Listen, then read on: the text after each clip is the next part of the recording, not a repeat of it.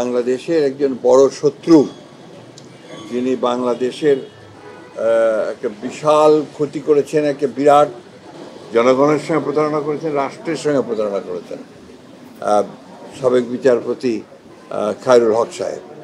দৃষ্টান্তমূলক শাস্তি হওয়া উচিত, যাতে ভবিষ্যতে কেউ ওই জায়গাটাতে বসে আর সেই জায়গার ব্যবহার করে রাষ্ট্রের ক্ষতি করতে না পারে। আপনার আমাদের তত্ত্বাবধায়ক সরকার বিধানটা বাতিল হয়েছে, পার্মানেন্ট করা হয়েছে, এবং যেটা বাংলাদেশের পরবর্তীকালের যত রকমের আপনার রাজনৈতিক সংকট তৈরি হওয়ার, সেই সংকটগুলো তৈরি হয়েছে এবং জাতি ক্ষতিগ্রস্ত হয়েছে। বাংলাদেশের একজন বড় শত্রু, যিনি বাংলাদেশের একটা বিশাল ক্ষতি করেছেন একটা বিরাট পদে থেকে, এবং সেই পদ থেকে তিনি বাংলাদেশের ভাগ্য নির্ধারণ করার একটা ব্যাপারে দায়িত্ব ছিলেন। সেখানে তুমি সেই জায়গায় প্রতারণার আশ্রয় নিয়েছেন, জনগণের সঙ্গে প্রতারণা করেছেন, রাষ্ট্রের সঙ্গে প্রতারণা করেছেন সাবেক বিচারপতি খায়রুল হক সাহেব।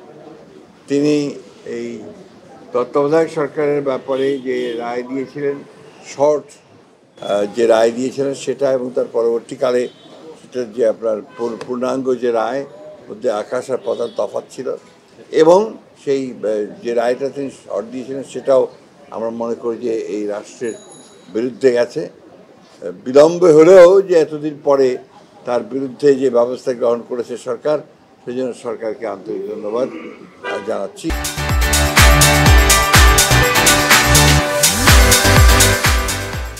এবং সঠিকভাবে তার তদন্ত হবে সব বিষয়গুলোর, এবং তার সঠিকভাবে তার বিচার কার্য সম্পাদন হবে, সেটাই আমরা আশা করি। রাজনৈতিক সংকটের জন্য তো খায়রুল হক দায়ী ছিল নিঃসন্দেহভাবে।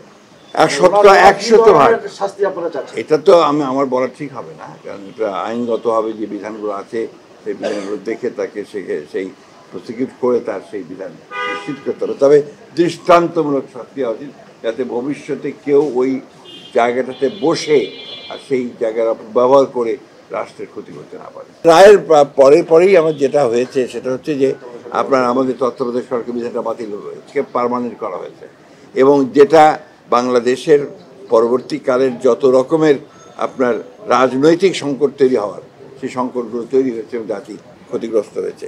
দ্বিতীয়ত হচ্ছে যে আপনার একটা বিচার বিভাগ, যেটাকে আমরা মনে করি যে আপনার জুডিশিয়ারি সবচেয়ে বড় জায়গা, যেখানে আপনার সবচেয়ে আপনার মানুষের আস্থা থাকে, সেই আস্থা জায়গাটাকে সম্পূর্ণভাবে তিনি ধ্বংস করেছেন, শুধুমাত্র তার রাজনৈতিক চিন্তাভাবনা সেই কারণে, যেটা বাংলাদেশের সবচেয়ে বড় ক্ষতি করেছে বলে আমরা মনে করি।